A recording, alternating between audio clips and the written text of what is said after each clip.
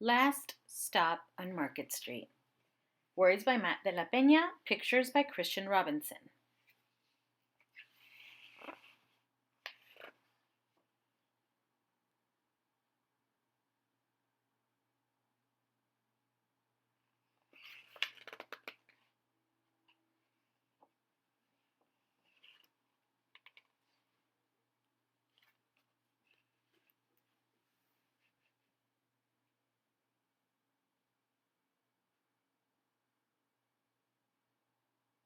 CJ pushed through the church doors, skipped down the steps. The outside air smelled like freedom, but it also smelled like rain, which freckled CJ's shirt and dripped down his nose.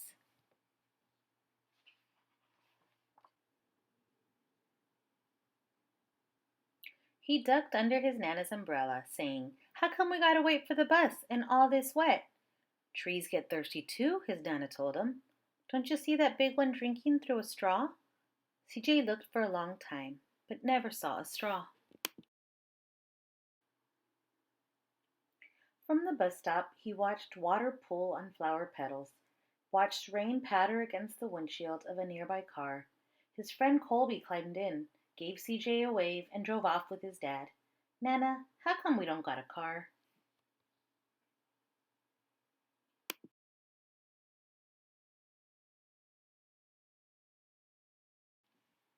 "Boy, what do we need a car for? We got a bus that breathes fire. And old Mr. Dennis, who always has a trick for you." The bus creaked to a stop in front of them. It sighed and sagged, and the doors swung open.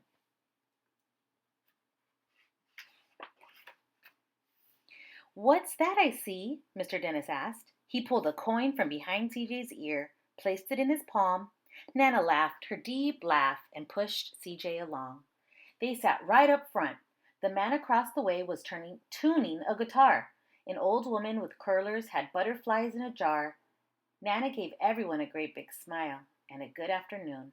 She made sure CJ did the same. The bus lurched forward and stopped, lurched forward and stopped. Nana hummed as she knit. "How come we always gotta go here after church?" CJ said. "Miguel and Colby never have to go nowhere." "I feel sorry for those boys," she told him. "They'll never get a chance to meet Bobo or the sunglass man. And I hear Trixie got herself a brand new hat." CJ stared out the window, feeling sorry for himself. He watched cars zip by on either side, watched a group of boys hop curbs on bikes.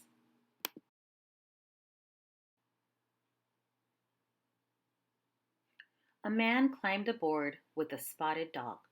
CJ gave up his seat. "How come that man can't see?" "Boy, what do you know about seeing?" Nana told him. "Some people watch the world with their ears." "That's a fact. Their noses, too," the man said, sniffing at the air. "That's a mighty fine perfume you're wearing today, ma'am." Nana squeezed the man's hand and laughed her deep laugh.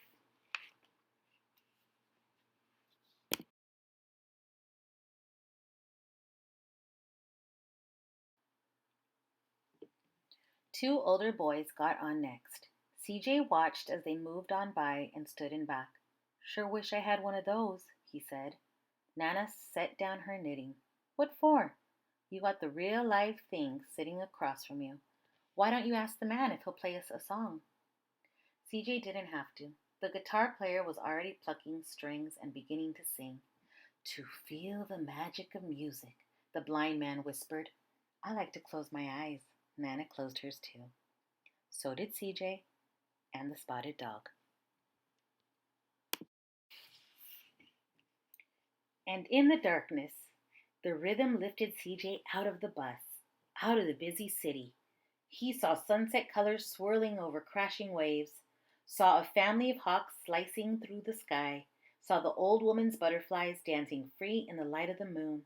CJ's chest grew full and he was lost in the sound, and the sound gave him the feeling of magic. The song ended and CJ opened his eyes. Everyone on the bus clapped, even the boys in back. Nana glanced at the coin in CJ's palm. CJ dropped it in the man's hat. "Last stop on Market Street," Mr. Dennis called.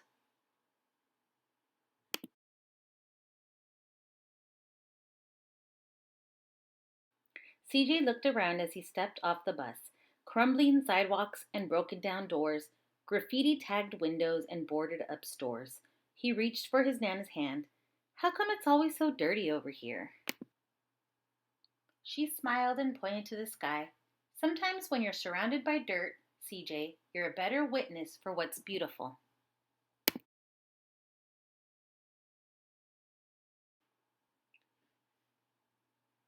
CJ saw the perfect rainbow arcing over their soup kitchen.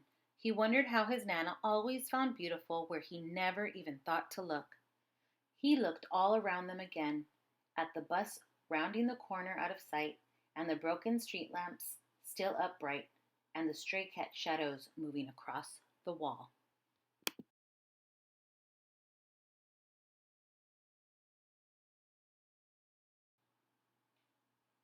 When he spotted their familiar faces in the window, he said, I'm glad we came.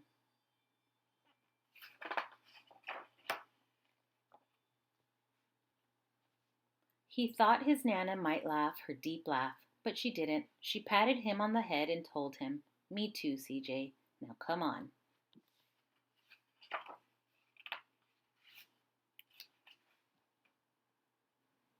The end.